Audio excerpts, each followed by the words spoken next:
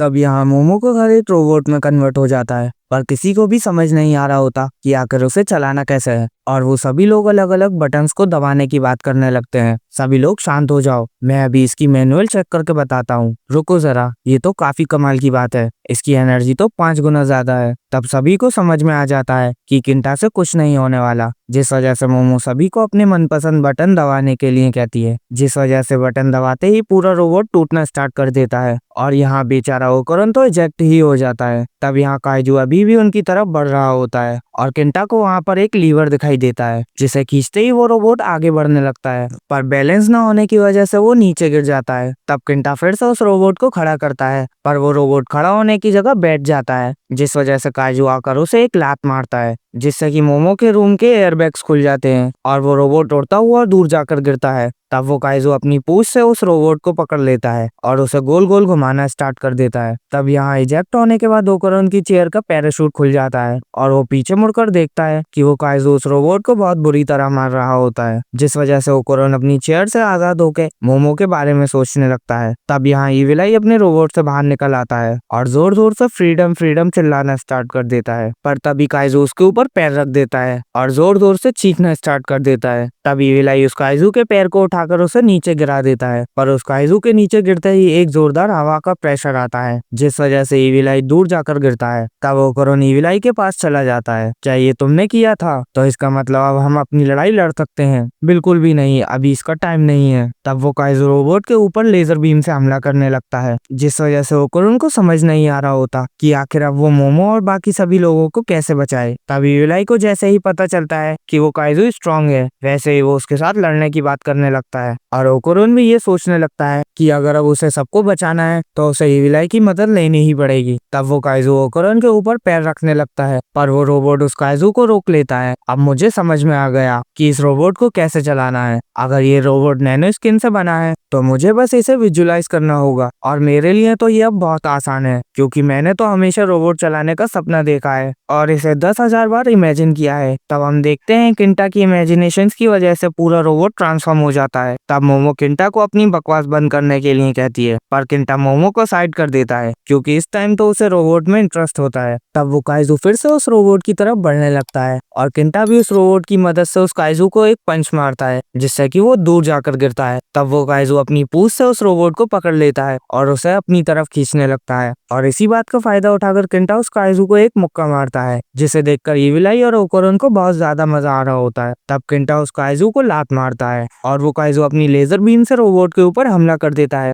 जिसे किंटा रोबोट की मदद से डाइवर्ट कर देता है। तब वो काइजू रोबोट का हाथ काट देता है और किंटा उस हाथ को पकड़कर सीधा उस काइजू के ऊपर फेंक देता है, जिससे कि वो काइजू नीचे गिर जाता है और किंटा नैनो स्किन की मदद से उस रोबोट को दोबारा से जोड़ देता है। तब किंटा उस काइजू को पूंछ से पकड़कर गोल गोल घुमाने लगता है और उसे उठाकर सीधा सिटी में फेंक देता है। तब किंटा भागते हुए काइजू के ऊपर हमला कर देता है और वो दोनों एक दूसरे के साथ लड़ना स्टार्ट कर देते हैं। तब किंटा काइजू का मुंह पकड़ लेता है, जिस वजह से काइजू उस रोबोट के करीब आकर लेजर बीम से हमला कर देता है। तब हम यहाँ पर किंटा का पास देखते हैं, जहाँ स्कूल के बच्चे रोबोट खरीदने की वजह से किंटा का मजाक उड़ा रहे होते हैं, पर किंटा को इससे कोई फर्क नहीं पड़ता, क्योंकि उसे तो सिर्फ रोबोट से मतलब होता है। तब यहाँ काइजू के हमले की वजह से रोबोट टूट चुका होता है, पर किंटा फिर से उसे जोड़ लेता है। मुझे किसी की बातों से कोई फर्क नहीं पड़ता, क्योंकि मुझे रोबोट्स बहुत ज्यादा पसंद है और मैं हमेशा से झूलों पर बैठकर इस चीज की तैयारी कर रहा था, क्योंकि मुझे पता था कि मैं एक दिन रोबोट को जरूर चलाऊंगा, तो इसलिए मैं रोबोट की मोशन सिकनेस के लिए बिल्कुल तैयार हूँ। तब किंटा काइजू पर हमला कर देता है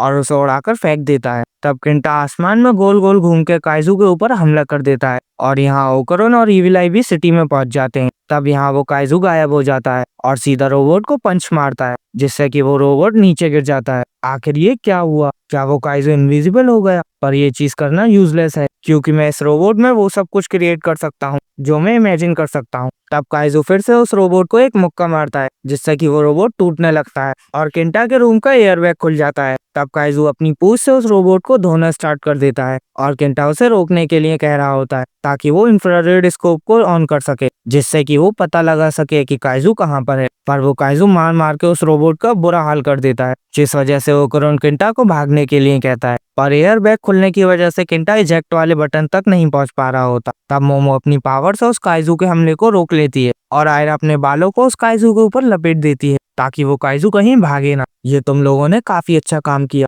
तो चलो फिर अब सब कुछ तुम मुझ पर और इस रोबोट पर छोड़ दो। तब आयरा और मोमो किंटा को उस रोबोट को मूव करने से मना करने लगते हैं, क्योंकि उन लोगों को मोशन सिकनेस हो रही होती है, जिस वजह से उनका बुरा हाल हो गया होता है। तब किंटा उन्हें रुकने के लिए कहने लगता है, क्योंकि रोबोट अभी पूरी तरह से जनरेट नहीं हुआ होता, जिस वजह से मोमो अपनी साइकिक पावर से उस रोबोट के हाथों और पैरों को जोड़ देती है और उस काइजू को आसमान में ले जाती है, जिस वजह से ओकोरोन ईविल आई के साथ वहां से भागने लगता है। तब मोमो उस काइजू को गोल गोल घुमाने लगती है और उसे जोर से जमीन पर मारती है, जिससे कि वो काइजू हार जाता है और दोबारा से छोटा हो जाता है। तब वो लोग अचानक से असली दुनिया में ट्रांसपोर्ट हो जाते हैं, जहाँ पर वो शहर के बीचों बीच होते हैं और लोग इतने बड़े रोबोट को देखकर हैरान हो जाते हैं, जिस वजह से मोमो को समझ नहीं आ रहा होता कि आखिर अब उन्हें क्या करना चाहिए। तब किंटा मोमो को इमेजिन करने के लिए कहता है, जिस वजह से हम देखते हैं मोमो उस रोबोट की खिचड़ी बनाकर उसे यूएफओ में कन्वर्ट कर देती है और वो लोग उड़ते हुए अपने घर वाली जगह पर पहुंच जाते हैं, जहाँ पर पहुंचते ही मोमो और आयरा का मन खराब हो जाता है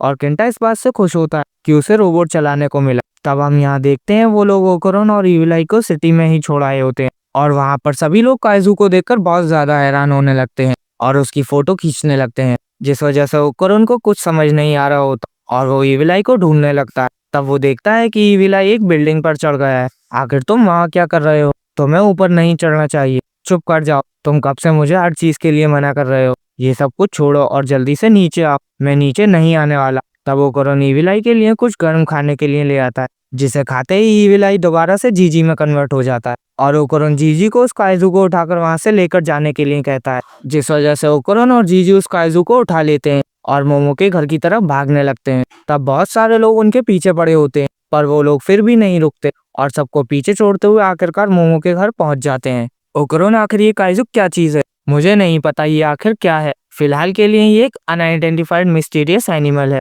और किंटा घर से बाहर आ जाता है। तुम लोग बहुत लेट हो और बहुत ज्यादा यूजलेस। किंटा, तुमने इतने बड़े रोबोट को मूव करवा के सच में कमाल ही कर दिया। इसकी कोई जरूरत नहीं है, क्योंकि ये तो मेरे बाएं हाथ का खेल था। क्या मोमो और आयरा ठीक है? मेरी वजह से वो लोग ठीक है, पर ये सब कुछ छोड़ मुझे ये बताओ, क्या तुम इस प्लेनेट को काइजू से बचा रहे हो? ऐसी बात नहीं है, मैं और मोमो तो बस गोल्डन बॉल को ढूंढ रहे हैं और ये एलियन और घोस्ट उसी गोल्डन बॉल के पीछे पड़े, जिस वजह से हमें वो वापस चाहिए।